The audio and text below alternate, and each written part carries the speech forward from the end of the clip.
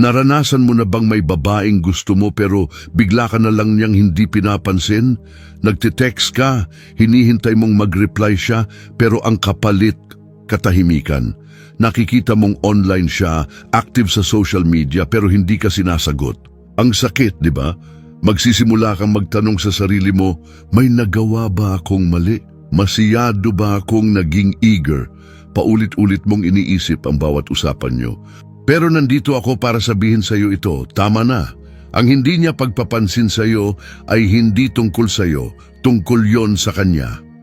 At alam mo ba, pwede mong gawing pabor sa iyo ang sitwasyong to. Sa video na to, pag-uusapan natin ang stoic na paraan para mabawi mo ang kapangyarihan mo. Pagkatapos nito, malalaman mo kung paano baliktarin ang sitwasyon kapag ini-ignore ka ng babae at mas lalabas kang matatag kaysa dati. Ito ang masakit na katotohanan. Tinetest ka ng mga babae. Sinusubukan ka nila sa pamamagitan ng pananahimik. Gusto nilang makita kung paano ka magre-react. Hindi ito aksidente. Kapag naging emosyonal ka, panalo sila. Pero kapag nanatili kang kalmado, kumpiyansa at hindi natitinag, ikaw ang panalo. Ngayon, ituturo ko sa iyo kung paano mo makokontrol ang sitwasyon kapag hindi ka pinapansin ng babae. Hindi sa paglalaro ng games, kundi sa pagiging pinakamatatag at disiplinadong bersyon ng sarili mo. Isipin mo ito bilang gabay sa kung paano harapin ang rejection tulad ng isang stoic na hari. Bakit kanya ini-ignore at bakit hindi ito dapat ikabahala? Kapag bigla kang hindi pinansin ng babae, pakiramdam mo parang tinira ang kumpiyansa mo, parang may mali sa'yo. Magsisimula kang questionin ang sarili mo, uulitin mo lahat ng pag-uusap nyo sa isipan mo. Pero ang totoo, kadalasan, hindi naman talaga ito tungkol sa'yo. Sa mundo ng modernong pakikipag-date, maraming mind games, agenda, at power dynamics. Marami ang naghahanap ng validation at emotional na control. Maaring sinusubukan niyang makita kung gaano kaka-invest sa kanya. Maaring sinusubukan niyang itulak ang pasensya mo. Maaring busy lang talaga siya sa trabaho, kaibigan o personal na buhay. O baka hindi lang talaga siya kasing interesado gaya ng akala mo. Pero kahit ano pa dyan, ang totoo, wala sa mga dahilan na yan ang tunay na mahalaga. Ang mahalaga ay kung paano mo pinipiling tumugon sa katahimikan niya. Kapag palagi mong chine-check ang phone mo, hinihintay ang reply niya, iniisip kung bakit hindi siya sumasagot, binibigay mo sa kanya ang buong kapangyarihan. Siya ang nagkokontrol ng emosyon mo, ng araw mo, ng self-worth mo, at yan ang huling dapat mong hayaan mangyari. Dito pumapasok ang stoicism bilang sikreto mong sandata. Tinuturuan tayo ng Stoic philosophy ng mahalagang aral. Hindi natin kontrolado ang kilos ng iba pero kontrolado natin palagi kung paano tayo tutugon. Kapag hindi ka pinansin ng babae, huwag kang malunod sa overthinking. Huwag mong hayaang lamunin ka ng pagdududa sa sarili. Tanggapin mong wala kang kontrol sa ginagawa niya pero hawak mo ang tugon mo at yun lang ang mahalaga. Kaya anong gagawin mo kapag ini-ignore ka niya? Unang-una, maintindihan mo muna ito. Sa Stoicism, may malinaw na hangganan sa pagitan ng mga bagay na kaya mong kontrolin at hindi mo kaya. Hindi mo kontrolado kung magre-reply siya o hindi, pero kontrolado mo kung paano ka tutugon. At kapag ini-ignore ka niya, ang tamang tugon ay ito. Wala kang gagawin. Oo, tama, wala. Hindi ito dahil sa pride o para gumanti. Ito ay para ipakitang hindi natitinag ang damdamin mo kahit hindi kanya pinansin. Sa pamamagitan ng hindi pag-react, binabawi mo ang kapangyarihan. Ipinapakita mong hindi naapektuhan ang mood mo, ang pagkilos mo, o ang tiwala mo sa sarili. Kapag nanahimik siya, parang nawalan ka ng kontrol, pero sa totoo lang, dun palang nagsisimula ang tunay mong kapangyarihan. Makokontrol mo ang emosyon mo at yan ang tanging mahalaga. Maraming lalaki ang nagpapanik sa ganitong sitwasyon, magdo-double text O mas malala pa, magpapadala ng galit na mensahe. Pero kabaligtaran yan ng turo ng Stoicism. Ang Stoicism ay tungkol sa pagpapanatili ng dignidad at composure. Tinuturuan tayong panatilihin ang lakas kahit anong mangyari. At sa ganitong paraan, pinapakita mong hindi mo kailangan ng validasyon mula sa kanya. Kapag nakita niyang hindi ka apektado, magtataka siya. Mapapansin niyang iba ka sa karamihan. Halimbawa, nag-uusap kayo, masaya ang usapan, tapos bigla ka na lang niya ginost. Natural lang na matuksong mag-follow up o magtanong. Pero huwag mong ipakita na naapektuhan ka. Kung gusto ka niyang i-ignore, hayaan mo siya. May sarili kang buhay. Kapag hindi mo tinugon ang katahimikan niya ng desperasyon o pangungulit, pinapakita mong kontrolado mo ang emosyon mo. Iba ka, isipin mo to. Ang ganda ng usapan nyo, may date pa kayo, tapos bigla na lang wala, ghosted ka. Karaniwan, ang lalaki magpapanik, magpapadala ng isa pang mensahe. Pero paano kung wala kang ginawa? Paano kung nag-focus ka sa sarili mo, nag-workout ka, tinutukan mo ang mga goals mo at hinayaan mo lang siya? Hindi lang siya maiintriga, kundi mas lalo kang bibilib sa sarili mo. Sa hindi paggawa ng kahit ano, binabawi mo ang lahat ng kapangyarihan. At kung hindi siya magparamdam ulit, ayos lang, nakabangon ka na at mas gumanda pa ang sarili mo sa proseso. Unang hakbang, ibalik ang atensyon sa sarili mo. Ito ang una mong konkretong hakbang at isa sa pinakamahalagang bagay na pwede mong gawin. Sa halip na puro siya ang iniisip mo at inistress ka sa pananahimik niya, ibaling mo ang buong atensyon at enerhiya mo pabalik sa sarili mo. Ang pag-i-ignore niya sa iyo ay hindi dahilan para malugmok ka. Ito ay isang oportunidad, isang gintong pagkakataon para ayusin at iangat ang sarili mong buhay sa mas makabuluhang paraan. Ito ang tamang panahon para mag-invest sa sarili mo, palakasin ang isipan mo, katawan mo at ang mga personal mong layunin. Ano ba ang itsura nito sa totoong buhay? Mag-gym ka. Seryosohin mo ang kalusugan at fitness mo. Balikan mo ang mga personal o professional na goal na matagal mo nang ipinagpapaliban, maaaring pag-aaral ng bagong skill o pagsisimula ng proyektong matagal mo nang gustong gawin. Magbabad ka sa mga hilig mong nagbibigay sigla sa iyo. Palibutan mo ang sarili mo ng mga taong tunay na nagpapahalaga at sumusuporta sa iyo. Habang mas ini-invest mo ang oras at lakas mo sa personal mong pag-unlad, mas mapapansin mong napakaliit ng epekto ng pag-i-ignore niya sa mas malaking larawan ng buhay mo. Sa totoo lang, habang inuuna mo ang sarili mo, mas lalo kang nagiging kaakit-akit, hindi lang sa kanya, kundi sa kahit sino. Tandaan mo, hindi naaakit ang mga babae sa mga lalaking desperado at habol ng habol. Nahuhumaling sila sa mga lalaking nakafocus sa sariling misyon, layunin at direksyon sa buhay. Isipin mo ang mga panahon sa buhay mo na sobrang tutok ka sa mga pangarap mo. Siguro consistent kang nagwa-workout at may progreso sa fitness mo. O baka abala ka sa pagbuo ng negosyo, gumigising ng maaga, nagsasakripisyo, at unti-unting natutupad ang mga pangarap mo. O kaya naman, natuto ka ng bagong skill at araw-araw kang gumagaling. Sa mga panahong ito, ang pag-aabang ng reply o pakikipag-chat ay huling-huli sa isipan mo dahil masyado kang tutok sa pagbuo ng pinakamahusay na bersyon ng sarili mo. Yan ang klase ng enerhiya, yan ang mindset na kailangan mong dalhin sa bawat relasyon at interaksyon. Kapag inuuna mo ang sarili mo, ang mga pangarap mo at ang kaligayahan mo, nararamdaman yan ng mga tao sa paligid mo. At alam mo ba, kusang maaakit sila sa iyo, kasama na siya. Magtataka siya kung ano ang nagbago, bakit hindi ka na reactive, bakit bigla kanyang nakikitang mas kaakit-akit at lahat ng yan nagsimula lang dahil ikaw ang ginawan mong priority. Ikalawang hakbang, gamitin ang reverse psychology. Malamang narinig mo na ang reverse psychology sa mundo ng pakikipag-date.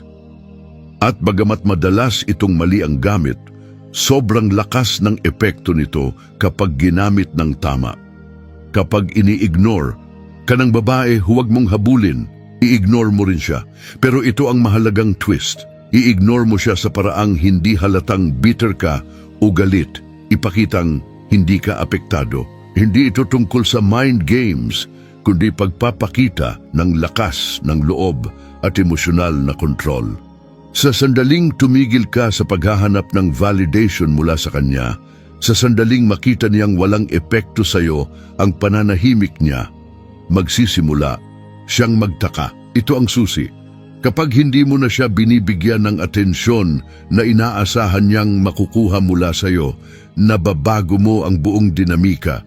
Ikaw na ulit ang may hawak ng manibela, hindi sa pagiging manipulador, kundi sa pagpapakitang hindi ka kontrolado ng emosyon mo o ng mga kilos niya. Tandaan, hindi mahalaga kung sino ang unang nag-text. Ang tunay na mahalaga ay kung sino ang may control. Isipin mo ito, ilang beses mo na siyang na-text pero hindi siya nagre-reply. Gusto mo na sanang magpadala ng isa pa o mas malala pa. Tanungin siya kung bakit niya ikaw ini-ignore. Huwag. Sa halip na mag-double text o maging emosyonal, wala kang gagawin. Bitawan mo, magpatuloy ka sa buhay mo na hindi siya iniisip o binibigyan pa ng kahit katiting na enerhiya. Mag-post ka ng mga litrato mo habang kasama ang mga kaibigan mo, habang nasa gym o abala sa pagtupad sa mga personal mong layunin. Pero huwag kang mag-reach out sa kanya at darating ang panahon na magtataka siya. Bakit hindi niya ako hinahabol? Nawala na ba siya sa akin? May iba na ba siyang kinakausap? Naka-move on na ba siya? At kapag nag-reach out siya, gagawin niya yan. Tumugon ka ng kalmado at walang masyadong emosyon. Huwag mong banggitin ang pananahimik niya. Huwag mong itanong kung bakit kanya ini-ignore. Umasta ka na parang walang nangyari. Dito mo na tuluyang nabaliktad ang power dynamic nang hindi ka man lang gumalaw o nagpaka-effort. Hindi ka pumatol sa pain niya at dahil doon nakita niya sa iyo ang kumpiyansa, lakas at higit sa lahat ang kontrol sa sarili mong emosyon. Yan ang tunay na kapangyarihan ng reverse psychology, ikatlong hakbang. Manatiling kalma at hindi apektado isa sa pinakamalaking pagkakamali ng mga lalaki kapag ini-ignore sila ng babae ay ang mawalan ng composure. Nagsisimula silang kabahan, mainis o magalit pa nga. At sasabihin ko sa iyo, ito mismo ang bagay na dapat mong iwasan.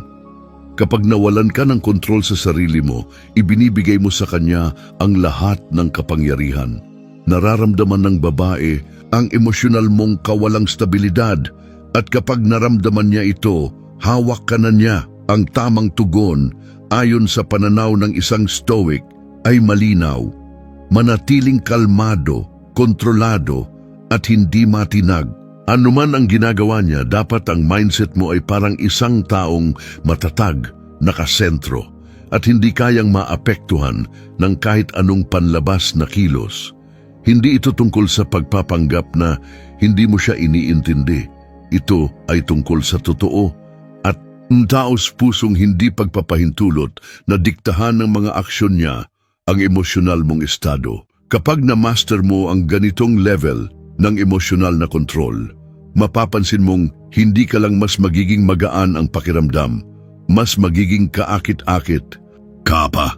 Likas na naaakit ang mga tao, lalo na ang mga babae, sa mga taong may tahimik na kumpiyansa sa sarili, yung hindi basta-basta natitinag sa maliliit na problema o pag-uugali ng iba.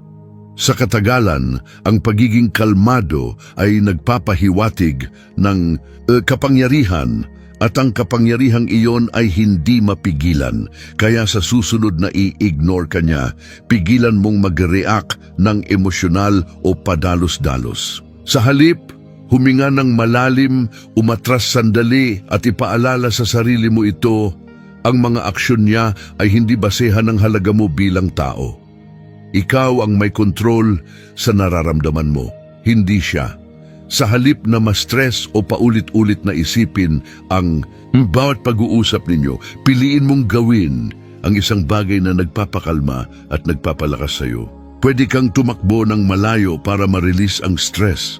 Makinig ng musikang nagpapalakas ng loob mo o magbabad sa proyektong matagal mo nang gustong pagtuunan ng pansin. Ang nangyayari dito ay simpleng pero makapangyarihang bagay. Kinukuha mong muli ang kontrol sa pamamagitan ng pagbawi ng atensyon mo mula sa kanya at ibinabalik mo ito sa sarili mo. Sa ganitong paraan, napapanatili mo ang iyong emosyonal na lakas. Ipinapakita mong hindi ka nakadepende sa mga tugon niya. At higit pa riyan, pinapatunayan mo sa sarili mo na ikaw ang may hawak ng direksyon ng emosyonal mong karanasan. At ang ganitong klaseng kontrol, nakakahumaling. Kapag nakita niyang hindi ka apektado sa pananahimik niya, magtataka siya. Bakit wala siyang reaksyon? Bakit hindi ko siya naapektuhan gaya ng inaasahan ko? Doon magsisimulang magbago ang lahat. Doon magsisimula ang tunay na power shift. Ika-4, kumalas sa inaasahang kinalabasan nito, ang pinakapinunggalaw ng isang tunay na stoic, kumalas sa resulta. Kung mag-reply man siya o hindi, kung gusto ka man niya o hindi, nananatiling buo ang iyong kapayapaan, ito ang tunay na kapangyarihan. Kapag tumigil ka sa pag-aalala tungkol sa magiging resulta, pinalalaya mo ang sarili mo mula sa emosyonal na roller coaster ng pakikipag-date. Ang detachment ay hindi nangangahulugang wala kang pakialam sa kanya. Ang ibig sabihin nito ay mas pinahahalagahan mo ang sarili mong kapakanan kaysa sa kung bibigyan ka ba niya ng atensyon o hindi.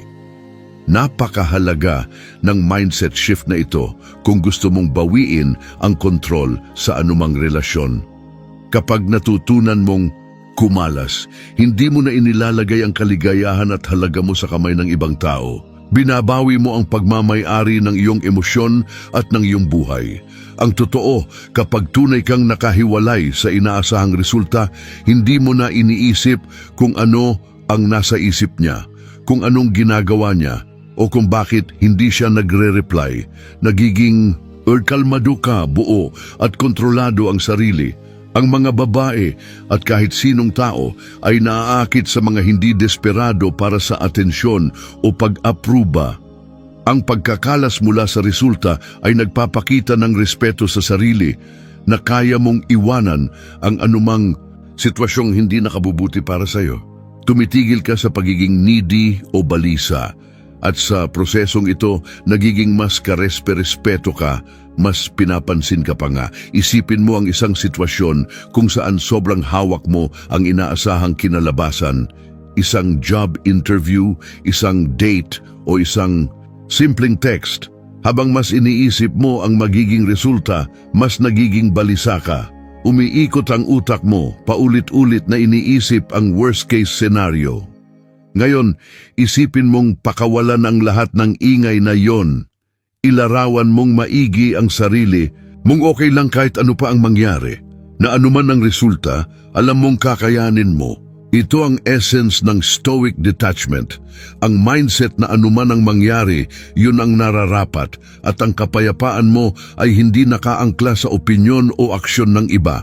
Kapag kaya mong tuluyang kumalas sa pangangailangang sumagot siya o hindi, pinalalaya mo ang sarili mo. Hindi mo na kailangan pang humabol, maghabol ng atensyon o hanapin ang validation mula sa kanya. At kapag malaya ka, doon ka nagiging lubos na kaakit-akit. Ang kalayaang ito mula sa inaasahang resulta ay sumisigaw ng kumpiyansa. At ang kumpiyansa, yun ang tunay na nakakaakit. Ipinapakita mong ang kasiyahan mo ay hindi nakabase sa panlabas na papuri, kundi sa panloob na katatagan at kontrol. Ito ang buod. Kapag ini-ignore ka ng isang babae, karamihan sa mga lalaki ay natataranta. Hinahabol nila, iniisip ng paulit-ulit. Ang nangyari, nawawalan ng kontrol, pero hindi ikaw, hindi na ikaw. Ngayong alam mo na ang mga tamang hakbang, mindset at kaalaman, kaya mo nang baliktarin ang sitwasyon kapag ini-ignore ka niya. Ito na ang pagkakataon mong ipakita na ikaw ay iba, na ikaw ay matatag, hindi ka nagre-react, ikaw ang may kontrol. Kalmado ka, kumpiyansado, hawak mo ang emosyon mo, at dahil doon, hindi ka lang mas nagiging kaakit-akit, nagiging mas makapangyarihan. Ka sa lahat ng aspeto ng buhay mo, isipin mong mabuti. Ilang lalaki ba ang kilala mong kontrolado ng emosyon nila? Ilan sa kanila ang nawawala sa sarili kapag ini-ignore ng babae? Hindi ikaw ang lalaking yon. Ikaw ang lalaking tahimik pero buo. Ikaw ang lalaking nakatutok sa sarili. Ikaw ang lalaking hindi umaasa sa validation, kundi buo ang pagkatao kahit mag-isa. Hindi lang ito tungkol sa babae. Ito ay tungkol sa pagmamaster ng sarili mong buhay. Kapag na-master mo ang emosyon mo, hindi ka naalipin ng opinyon o desisyon ng iba, malaya ka. At ang kalayaang yon, nakakahumaling. Nakikita yon ng mga babae, nirerespeto yon ng mga tao. Pero ang pinakamahalaga, ramdam mo yon sa sarili mo. Mula sa araw na ito, hindi mo lang lalaruin ang laro ng pakikipag-date. Imamaster mo ito, ikaw ang may hawak ng manibela. Lagi. At kung tumama sa iyo ang mensaheng ito, oras na para kumilos. Huwag mo lang hayaan na matapos ang video na ito nang walang ginagawa. Gumalaw ka. Simulan mo ngayon. Simulan mo ngayong araw dahil hindi lang ito tungkol sa pakikipag-date. Ito ay tungkol sa pagiging lalaking itinadhana mong maging isang lalaking hindi nagre-react, kundi kumikilos.